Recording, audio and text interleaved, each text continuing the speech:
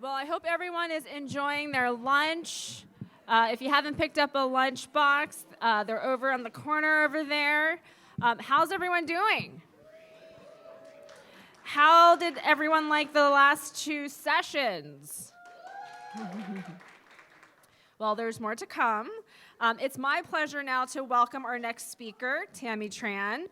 She has over 15 years of experience working in government, media, and nonprofit organizations and is currently serving as senior manager in local public affairs at Southern California Edison, leading its Orange County government relations team.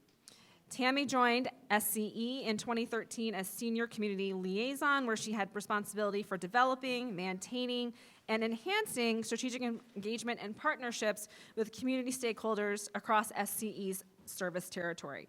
In this role, she also served as a strategist to inform SCE's senior management about important matters that impact diverse communities.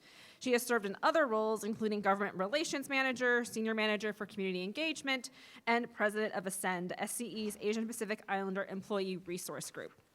Prior to SCE, she served as deputy chief of staff and district director for the California State Senator Lou Carrera. She also served as a campaign manager, political consultant, executive director for a nonprofit combating human trafficking, and a multitude of other nonprofit activities.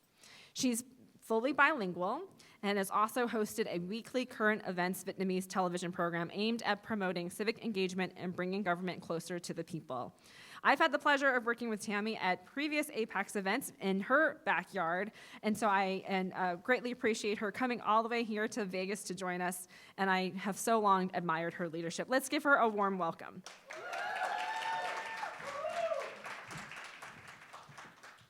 All right, thank you, everybody. Hopefully I'm not standing in the way of your lunch, so feel free to eat your lunch while I'm up here.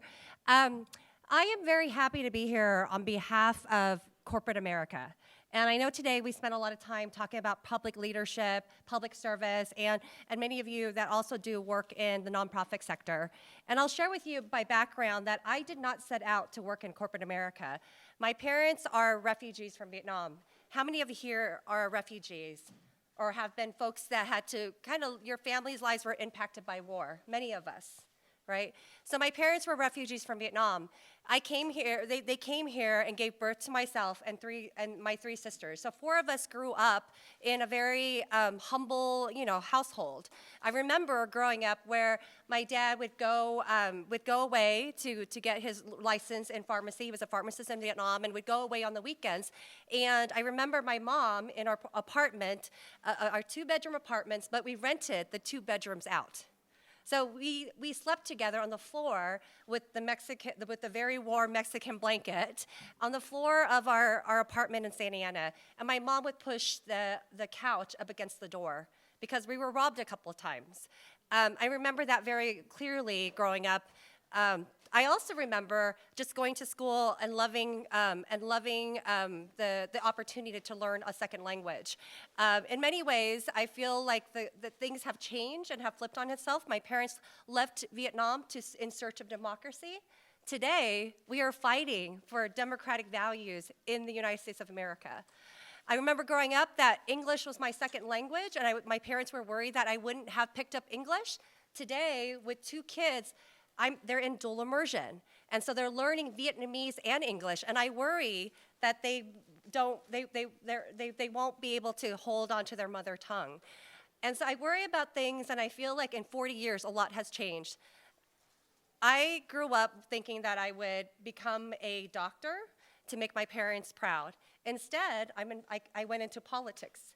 And so I fell into politics by accident because I had a friend who worked for an elected official and thought that I would do something before I went to grad school. And so I worked in politics for 12 years and ended up, through another friend, another API woman, finding my way to Southern California Edison, Edison International is our parent company.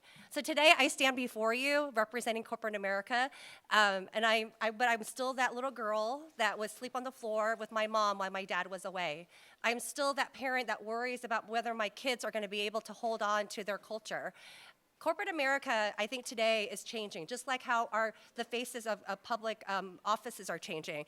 And more so, as we've seen with Black Lives Matter, we've seen with Stop Asian Hate, and most recently, the decision made by the Supreme Court that corporate America has a role in really changing how we do things and making a public statements and supporting things that align with our company values. So I'm very excited about this upcoming panel about beyond political leadership, because we all have a role in playing a role in making a difference in our political leadership. I want to share a quote that has really resonated with me throughout the years about public office. And it's a quote by a former president, and I'm sure many of you may call to mind. And it's also about the democracy that we live in. For in a democracy, every citizen, regardless of our interest in politics, hold office. Every one of us is in a position of responsibility. And in the final analysis, the kind of government we get depends on how we fulfill those responsibilities. Any guess on who that president was? Profiles in courage. So President JFK, as president, and I think this is so important because even though we have elected officials in office, we all have the power to hold office. And we all have the power to be engaged in our government. And the kind of government we get depends on how we hold that office. And so I'm very excited about this next panel of women from leaders in labor, a nonprofit, as well as a member of the judiciary that are going to talk to you more about how we can engage in the political process without actually holding an elected office. So thank you very much. On behalf of Southern California Edison, I'm very happy to be here. I'm also joined by my colleagues, Rosalie Barcinas, who is a senior leader at our company. I'm also joined by Ada Sue, who is a member of our employee resource group at Southern California Edison. Ada, please stand up. And Rosalie, please stand up. And finally, I'll just end with this. In business, we know that we can't do things alone, and we serve a very diverse population in Southern California through our utility, and we provide an essential service. And it would not be possible without the partnership of our local government and our community stakeholders. So I'm very happy to have our councilwoman from Irvine, Tammy Kim, please stand up in her powerful pink shirt, jacket. And also Jackie Wu, who is also someone that has been at the heart of democracy. She ran the elections office in the county of Orange. And today, super voting centers is a reality because of the work that she did as a leader in the Registrar of Voters office in Orange County. So we are more stronger together. Thank you very much for being here today.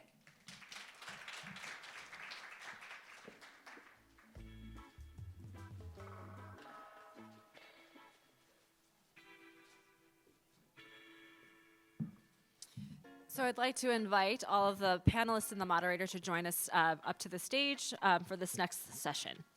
Please give them a warm welcome.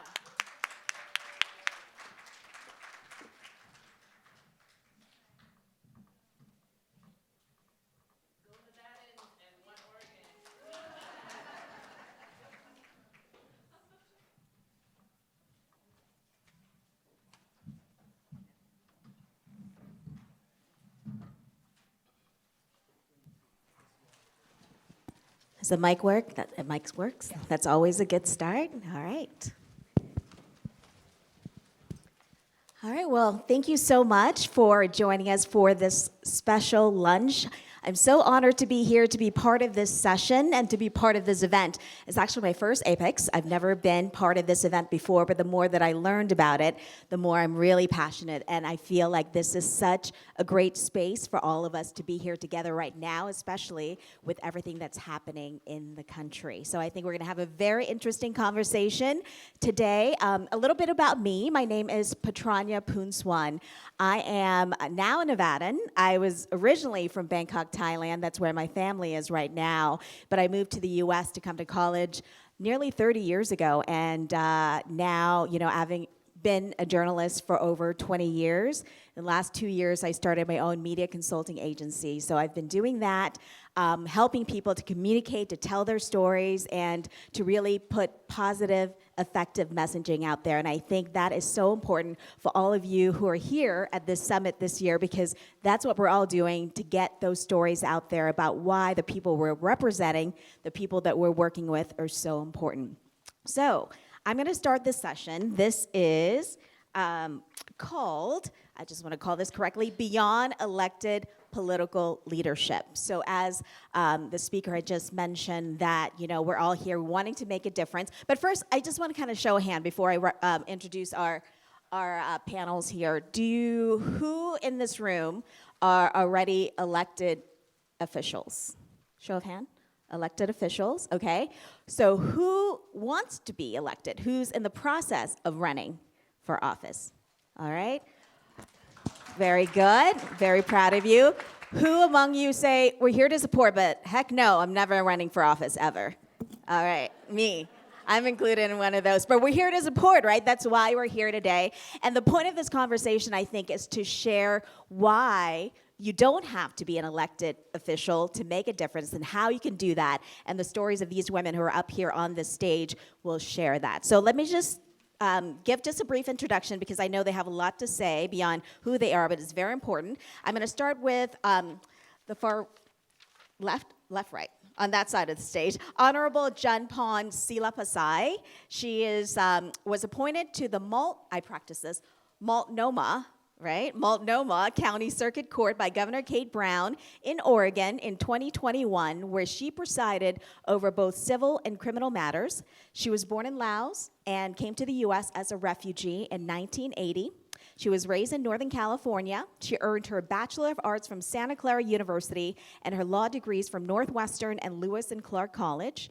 She began her legal career as an advocate for victims of crime and violence at immigrant refugee community organizations, as well as Catholic charities. And at her current practice, where she is a partner, she focuses on cases involving protection of victims' rights throughout the immigration process. Welcome to the stage. Our next person on the panel here, I know quite well, Vida Chan Lin. She's the president and founder of the Asian Community Development Council, ACDC, the first and only nonprofit community development corporation in Nevada, established to educate, connect, and empower the fastest growing demographic in the U.S. With ACDC, Vida has helped create a space for vital resources for the AAPI community, including the first Asian food pantry in Nevada, pop-up COVID-19 and flu vaccine clinics, free citizenship and health services, and citizenship application, among many other services. They do a lot at ACDC, I know this well. And also this summer, one of Vida's visions was to create, since she started this nonprofit, was to create a community medical clinic, and it's coming to reality. It's opening, in a month from now? Well, this summer. And she's going to be helping to provide care without language and cultural barriers. So congratulations, and thank you for being here with us.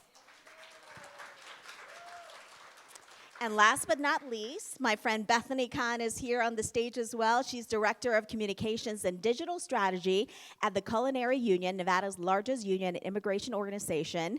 She has supported 800,000 hospitality workers across the state, along with their families. She's a first-generation daughter of immigrants from India and Guyana. She's the first in her family to graduate from college with a bachelor's degree. She's been recognized for so many awards. Thank you so much for all the work that you do here. So we have some amazing guests joining us on this panel today, and I'm so glad to be talking about this. But first of all, you'll know a little bit about them. So Judge Chanpone, why don't I start with you? Talk a little bit about your journey. I mean, you came from Asia, your family moved to the US, but what got you started on this journey that you said, I want to make a difference in what I do every day? So the word refugee is very important to me. I own that, I share that I live that every day, even when I sit on the bench. It's important to me because as a child of war and who had to survive, we know there's generational trauma. And so when we came to America, it was very evident for me that our system was not created for us. And I continue to believe that even as I sit on the judiciary. It was not created by design for communities like us. So what changed that for me was at the age of 8, I had to go be an interpreter for my parents at USCIS. If any of you grew up in California or anywhere in the nation, you knew you had to stay in line at that time. I, along with hundreds of other immigrant families and refugees, had to stay in the hot heat, then the rain, and waited in line with my family so the doors can open, so that we could be the first. And as I stood in that line with my parents, sleeping outside, realizing, why was this going on? In a system of America where everyone is believed to be created equal, we are standing in line, and it was all brown people. In the morning when those doors open, guess who got to go through? The lawyers, predominantly white, with their groups and their clients, while we stood in line and watched those doors shut before us over and over again, 5 times, before my parents get properly in, just to get paperwork filed. That was the beginning of my, I believe, social movement to understand there's a difference in the color of our skin, our classification as immigrants, as refugees, as women. We were not always seen, often never heard. And so that was why I decided to go to law school. That was the only way where I can try to shift policy. I did not just go to law school. I became what I could be. I had no one who was a lawyer in my family. I didn't know how to become a lawyer. I didn't even know how to get to Santa Clara University. It was by stumble and questions and mistakes. But those are the things we have to do as communities of colors to thrive. And it was a collective effort of those believing in me that I'm sitting before you as a member of the judiciary. It's a long and hard journey, but we in the sisterhood and brotherhood, having honest conversations is what got me here today. All right, thank you so much. And I know, Vida, long before you got into the insurance business and then into the nonprofit organization, your journey actually started behind the counter of a Chinese restaurant in San Francisco. Is that right? So tell me about how the experience that you received then in that world led you to where you are today. Sure. So most immigrant families, will own a small business, and when you own a small business, my family owned a restaurant. And all the kids in the family have to work in the restaurant, right? We grew up in the restaurant, worked 7 days a week, didn't know what holidays were. We had Christmas off, we had Thanksgiving off, because the Chinese restaurant back then didn't open during that time because no one comes to your restaurant, right? But growing up, before my parents opened the restaurant, my dad was working as a dishwasher. My mom was working as a sweatshop, as sewing machines and so forth, right? So growing up, we were always worried about food. How do we get food to the table, right? And as my dad was working in Fisherman's Wharf, the owner decided to fire him as a dishwasher because they wanted to put someone else, and they didn't care. So he had to figure out how he's going to raise 5 kids and how to feed them, right? So back then in San Francisco, there was an organization that helped Chinese people who moved to Las Vegas back then, a community center that would help, and they all raised money and gave him a down payment to start his business, right? A loan to start his business. So that's how we started from one restaurant and eventually opening about 11 locations in San Francisco, all around San Francisco. But it was that community center that supported the families, that you can send money back home to China, or if you had to translate something in English, that's how they used to do that in San Francisco, right?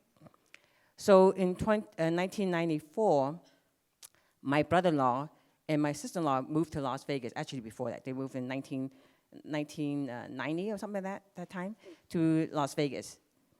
And my nephew was going to school. He was 8 years old going to school, and he was bullied by his teacher. And instead of the family getting help to, what can we do about this, he's getting bullied and so forth. So what happened, the family got sued to kind of quiet them down, to not say anything. They were getting phone calls threatening them. They owned a little small restaurant. Like, they didn't really own, they ran a little small restaurant, and they would come to the restaurant and threaten them, right? So it was really hard. So I came to Las Vegas trying to help mitigate. Why is it so hard to get my 8-year-old nephew to another classroom, another teacher that can handle this, right? But back then in Las Vegas in 1990 or 1980 something, Asians were only 4% of the census report, right? So we're there in Nevada, and especially in Las Vegas, but we're working behind the counter as a dealer or whatever. So we didn't really have a voice. So I came and said, there's nowhere for our community to get support and help, right? So 6 months later, my brother-in-law dies of a heart attack from all the stress, leaving his 11-year-old daughter, 8-year-old son, and his wife that doesn't speak a word of English. So I came to take care of the funeral arrangement, but vowed to make sure that our community have a voice, that we should have some rights ourselves, right?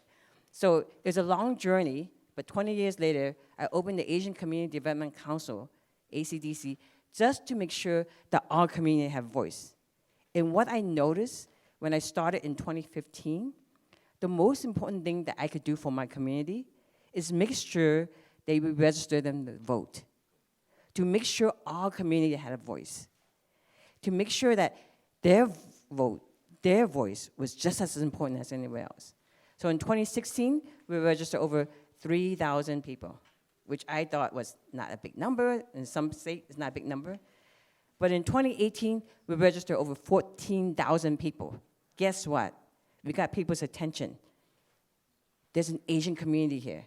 And in the 2020 census, do you know that 392,000 Asian and Asian Pacific Islander here in Clark County, in Nevada, and 90% reside in Clark County? Why do we not have service for our community? Why do we not have places where they can get help? So that's my story of how we started our nonprofit. Yeah, and still a long way to go. I know you say you always have more work to do. And, I think Bethany, when she was talking about, Vita's talking about having a space for voices to be heard. You definitely are in that space. And you're the digital communications strategist and speaker for the Culinary Union, which, as you know, if you work here in Las Vegas, is huge, right? But talk to us about your journey and having been, and you're so proud of this, you've talked a lot about this before, of being first generation Indian immigrants, Guyana immigrants. How did that impact you, and how did that shape you to kind of be so passionate about the work that you're doing right now? Thank you. Well, shout out to the Culinary Union members who are making this event run successfully. So I'm the first generation child of immigrants. My parents were born in Guyana, and my great great grandmother was an indentured servant from India. And so, our family immigration story, and is always been something that it kind of sits with me, and I center it. And when my parents moved to this country, they were undocumented for many years. And when I was born in 1986, I was like what Republicans would call an anchor baby, because my parents were undocumented when I was born, and they wouldn't want me to have citizenship, and some still don't. But when I grew up, I have 6 brothers and 1 sister. And so there's quite a lot of us, 8 kids that my mom raised, and I didn't know that college was an opportunity for me. No one, I didn't see anybody else in my community and my family going to college, so I just studied, and I was smart, and I did well in school, and I just kept getting put in AP classes. And then when my high school teacher gave me my AP results and said, great job, you passed, you can use this and go to college, I thought, I can go to college? Should I go to college? How do I go to college? And I just figured it out. I, signed myself up for FAFSA using my parents' information. I just did it because, they didn't know what to do and how to do it. So I just kind of learned and made mistakes, learned the hard way, accumulated a lot of private student loan debt the hard way. But, it's my education is something that I really, made me have all the opportunities and access that I have today. And so I'm really proud of that. And when I graduated during the Great Recession. We didn't know it was a Great Recession. And so here I am, the first person in my family, graduated, and then I don't have a job, and I have to move back home. And it's well, what did that liberal arts, a degree get you? Because I could have been a doctor or a lawyer, like something else, right? Like liberal arts. So that was hard, but I'm proud that I made the decisions. I decided to do what I loved, which is communications and writing and advocating for people who look like us in our community. And so I went to School of Journalism, and I moved away from that because I wanted to be unapologetically telling the stories of our community. And I realized that, like the boss, the man, the company, they have millions of dollars to tell their side, and I wanted to tell our side and be unapologetic about it. So it's one of the reasons why I came to the Culinary Union 10 years ago, and I work on all the campaigns. I have the privilege of doing that. I have a great team, and so we work hard and win for workers. So 60,000 workers during the pandemic were devastated. They were all laid off. The strip was closed. It was empty. It was dark. And we had to do food banks and pantries, keep workers on health care. We passed really monumental national and local laws to make sure workers were not left behind. And so we passed SB4. It's the first and remains the only in the nation, COVID worker safety law, which kept workers safe when they went back to work in June 2020 without a mask mandate, without access to a vaccine, without even a hope that there would be a vaccine back then, if you can remember, in June 2020. So it was a really scary time. And we made sure that a lot of workers were safe at work. And then SB 386, when workers were laid off during the pandemic, we fought so that the entire hospitality industry workers could have their jobs back. And all of those were part of a comprehensive communication strategy from top to bottom, right? And making sure that workers' voices were held and lifted up. So I'm really just proud to do what I do. Thank you. No, it's wonderful. And what really kind of stands out to me as a former journalist is having such diverse faces representing these different facets of what they do beyond elected leadership, right? These people weren't elected, but they're doing some really, really important work in the community that can have an impact. And as Vida, I think I'm going to have her talk a little bit in a little bit here about how, the work that she does can really impact, the political situation here in Nevada as well. But let me go back to Judge Chanpone for a little bit. Of course, U.S. Supreme Court, so much about the judicial process is in the news now, which in a way is a good thing because we want people to know the importance of having people who are in those positions and the impact that it can have. But talk to me about the impact that you're not as an elected leader, but someone in your role with your background, your ethnicity. How does that kind of make an impact, you think, in your community in Oregon and beyond, of people seeing you in your role, and how is that impacted in terms of, beyond being elected? Thank you. First, I want to say that I am elected. So I was appointed by Governor Brown last year, but I just had my elections. And so that is what, as a judge, you have to be bipartisan, you have to be neutral. So the people that voted for me, I had 58,000 votes, and that was community. I have always lived my authentic self. I don't live in shame. I talk about all the troubles and tribulations that my family has gone through, from living in Section 8 housing, having to struggle, not having food, having to work through systems in error, and asking those difficult questions. It's important, whatever job you are in, whatever life experience that you have, that you be true to that experience wherever you are, because we have to work collectively. For me, it was very, very important for me to speak my truth in the judiciary. When I was interviewed, before I became on the bench, for 21 years, I was an immigration litigator in federal court. I took the deportation cases. When travel ban happened, I was part of the ACLU board at the airport, working with our national office and international community, trying to help make change. I was many of the attorneys that took the kids back that were stuck. It was heartbreaking, but my refugee experience as being someone who tried to integrate and tried to thrive in countless barriers, that sits with me as I put on my robe when I walk in, and when there's an interpreter that cannot speak the language of the person they're assigned to interpret for, that doesn't sit well with me.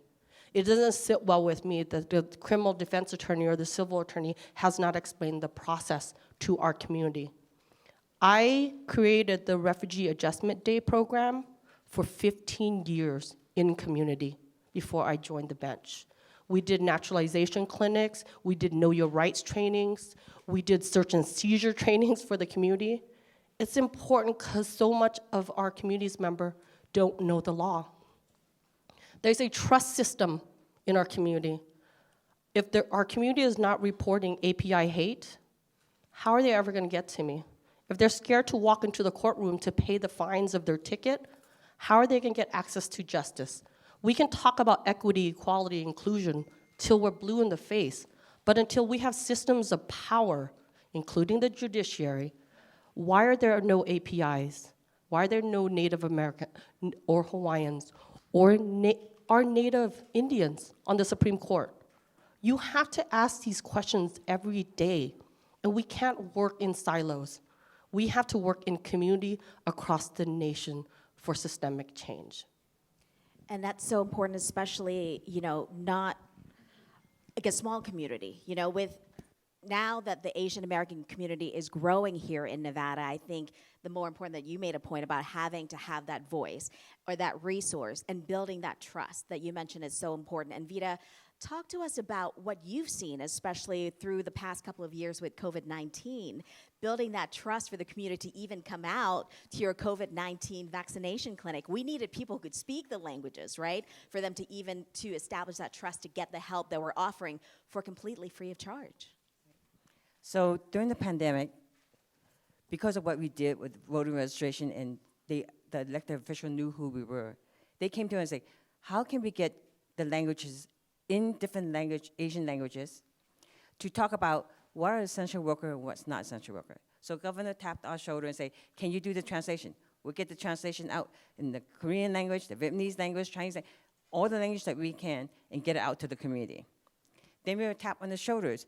When school is doing virtually, can you help us translate how to get the Chromebook and the Wi-Fi for the kids so they can do virtually, right? They tap us on the shoulder again. When we talk about the vaccine or during the whole pandemic that's going on, right? One of the things that I thought, and I know in the beginning, when the whole pandemic hit, there was a lot of confusion, right? A lot of misinformation. People were scared, and I don't blame them, right? People were losing jobs, and people weren't getting food in the table, right? So we had to quickly think about how can we help our community as much as possible. The food distribution and banking and food banks are great, but they were distributing milk and cheese to our community, which our community can't eat. So we had to quickly think about how to do a food pantry that's culturally sensitive to our community.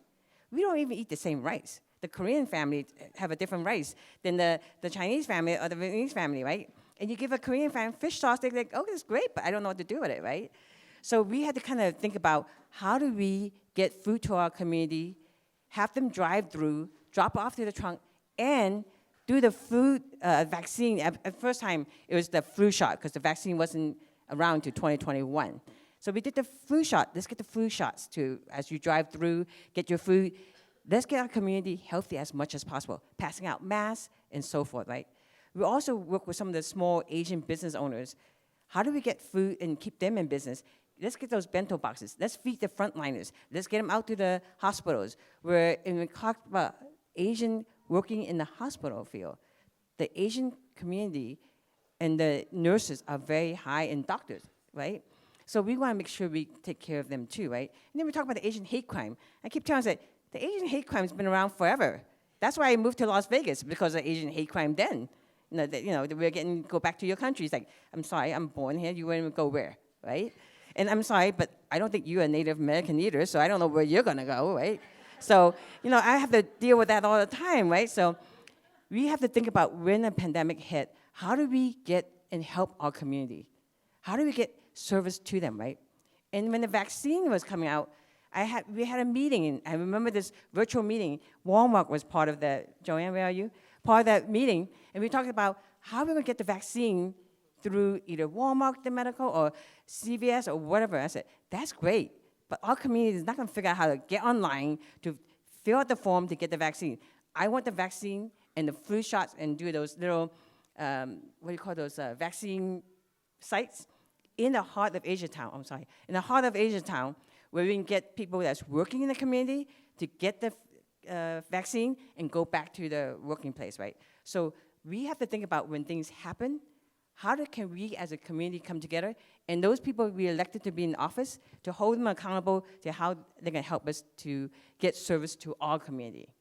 No, that's great. And I know we have to get to Q&A in just a bit, but I wanted to get Bethany to address really quickly, because a lot of people either are elected leaders or want to be there, and you're in the communications field, right? Talk to us about the challenges of reaching maybe those elected people already in office or people who can make a difference. How can you be that effective voice? Whatever you are doing here in the room, whatever you do, what's kind of that secret that you've employed, in order to get the attention of people, either, to change what you need to do in your organization? Definitely. You have to have real power, and that's the only way you can hold people accountable. And I think how we've done it in the Culinary Union's 87 years is to elect people from our community to office, to make sure that we have hospitality workers in office at every level, right? Senator Jackie Rosen, she's a former Culinary Union member. Congressman Stephen Horsford, Culinary Union member, and down the list, all the way in the state and local houses. So I think having that is important. And then Culinary Union members who vote.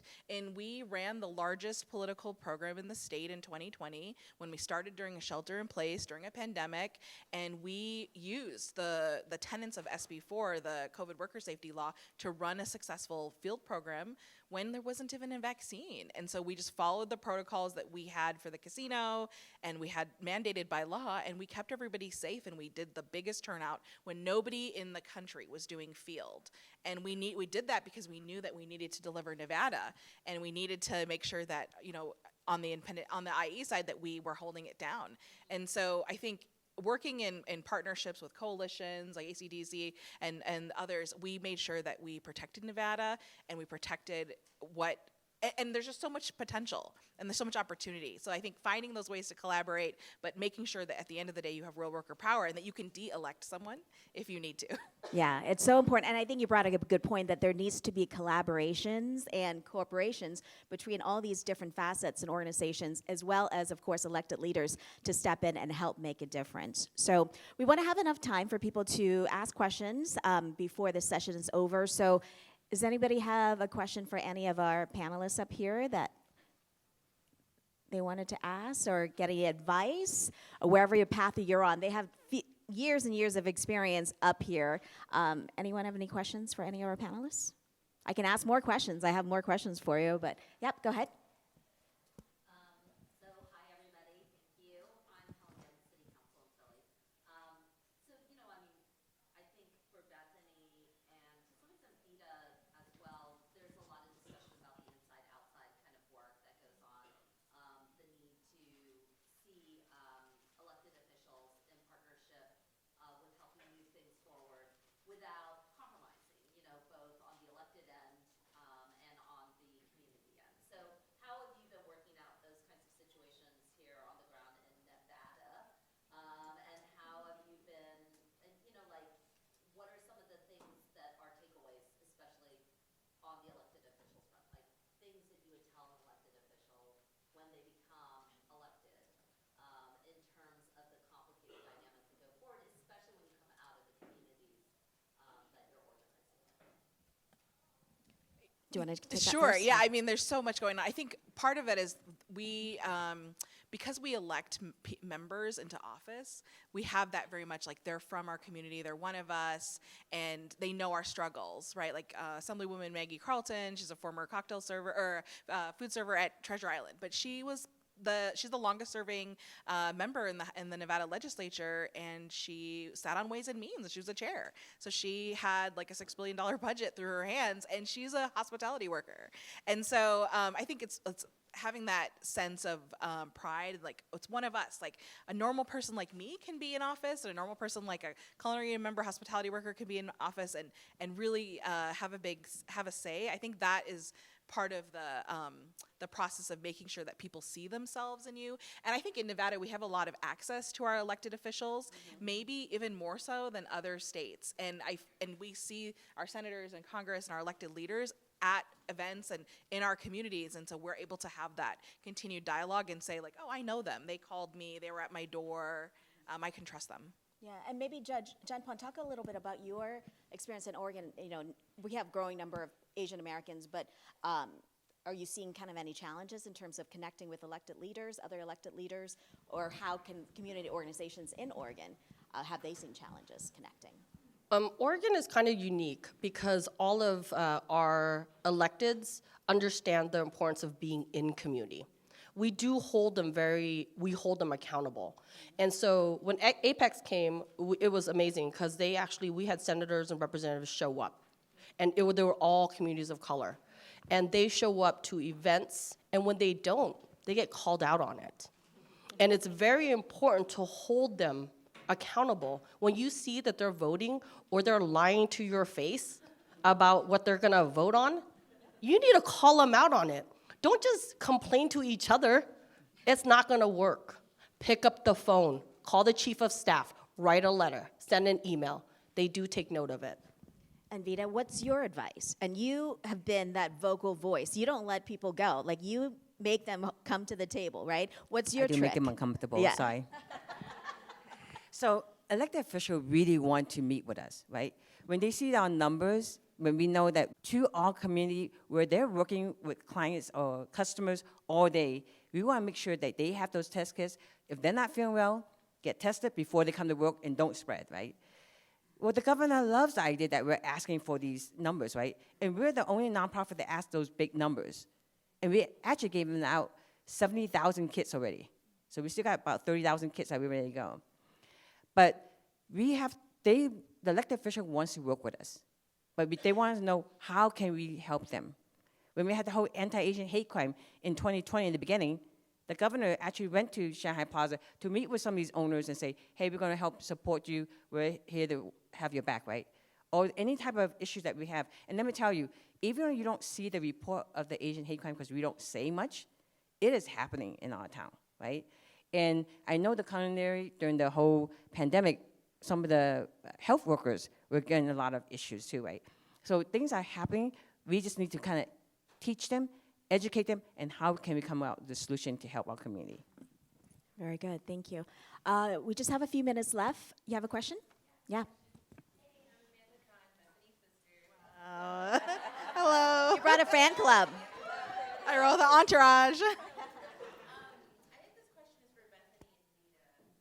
Working with communities of color, immigrant communities, how do you navigate organizing between the two generations? First generation immigrants, second generation children of immigrants, with one message, right? How do you register to vote them? How do you turn them out to vote? Because at least with South Asians, right, I feel like our parents are conservative, right? Whereas the children are not. So how do you navigate between the two organizations? Bethany, Well, go ahead. okay, so Bethany, the organizer, hat on. Yes, I mean, you have to organize and use a message and work on issues that unite versus dividing, right? And so for us at the union, at Culinary, we look at things through like an economic, racial justice lens. And in using that intersectionality, there are more things that unites us than divides us. So in the employee dining rooms on the Strip, workers are constantly having conversations with each other, and we are agitating and mobilizing and registering them to vote. We knocked on 650,000 doors in 2020. In 2022, we're going to do more than that. And workers know that their liberation is collectively tied together. And so just continuing to remind people of that. Right. How about you, Vida? So for us, we know that when we registered people in 2018, when we registered 14,000, a lot of them were youth, young people, right? What happened when we did the whole early voting in Chinatown? The young people will come say, hey, you registered me to vote, but guess what? I brought my parents. They voted for the first time. The grandmother, he brought his grandmother, and she voted for the first time. We made it like a family. Let's get your friends to vote. Let's get your family to vote, and make it a fun event. So we're giving out boba tea. We're giving out snacks for those who went to Chinatown to do early vote. And we had like puppies. I don't know what the whole puppy was, but he goes, it brings people out. I said, okay, we have puppies there too, right? And now we do this whole goat voting thing too. It's like, what can we do? And I'm like, young people comes out with ideas, listen to them. They would come out with ideas that they can register and empower the young people to vote. empower them to run for office, empower them, and that's what we need to do. Listen to the young people. My generation, I'm going to sit back and say, what do you guys want? And I would just say, okay, let's do it.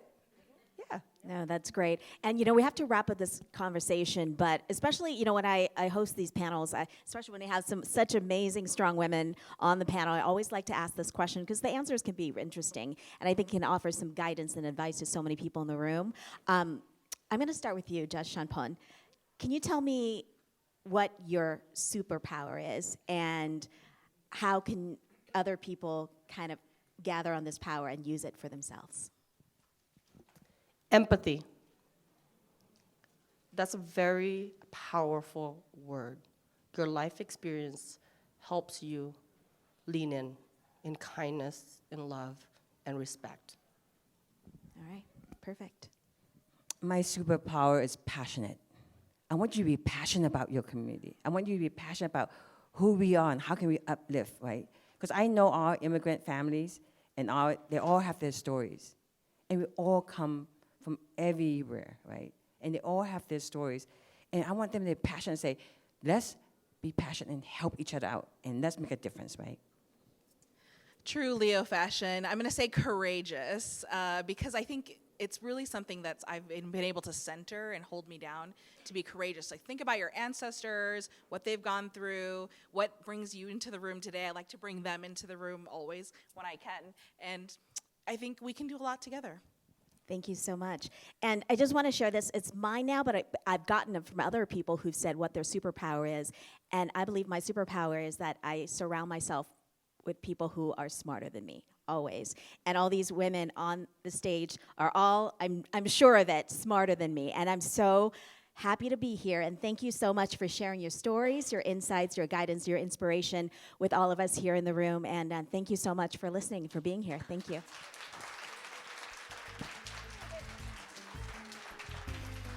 All right. We'll get the programmer back. That's